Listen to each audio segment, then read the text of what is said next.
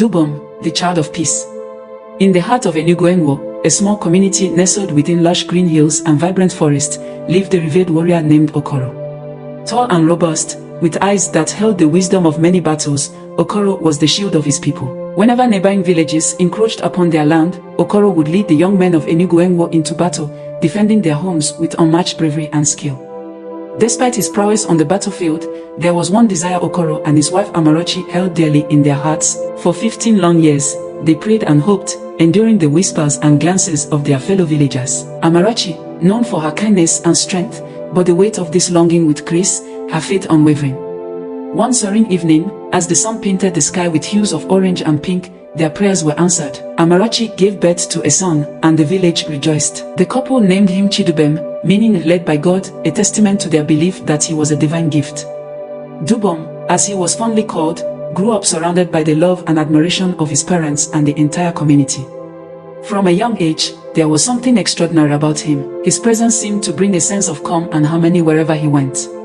The village elders often remarked that Dubem had an old soul, wise beyond his years. As Dubem grew, the land of Enugu flourished, crops thrived, and the rivers flowed with crystal clear water. The neighboring villages, once prone to skirmishes and disputes, began to change as well. From the day of Dubem's birth, not a single war or conflict marred the peace of their land. It was as if the child carried an aura of tranquility that extended far beyond the borders of Enugu. Dubem's nature was gentle and compassionate. He would spend his days listening to the stories of the elders, learning about the ways of their ancestors, and offering help to anyone in need. His kindness knew no bounds, and he treated everyone with respect. It was as if the child carried an aura of tranquility that extended far beyond the borders of Enugu. When Dubem was about 12 years old, a group of elders from a neighboring village arrived in Enugu. They sought counsel with Okoro, bringing news of a conflict brewing among their own people. Despite the peace that had reigned for years, old rivalries threatened to resurface. Okoro, now a wise elder himself, knew that the time had come for Dubem to fulfill his true purpose. He took his son by the hand and led him to the gathering of elders. With a calm voice, Okoro introduced Dubem, explaining the boy's unique gift and the peace that had blessed their land since his birth. The elders listened intently, their skepticism gradually melting away as they observed Dubem. His serene demeanor and the sincerity in his eyes spoke volumes.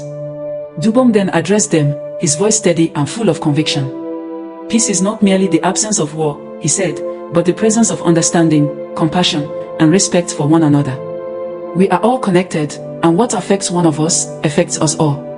Let us find a way to resolve our differences through dialogue and mutual respect, rather than through violence and hatred."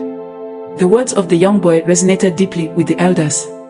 They saw in Dubem a beacon of hope and a promise of a better future. With renewed determination, they returned to their village, carrying Dubem's message of peace.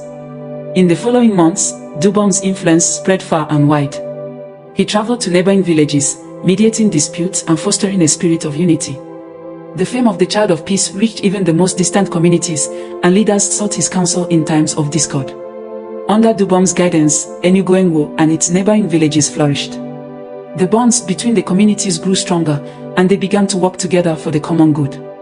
Trade and cultural exchanges thrived, and the once frequent skirmishes became a distant memory.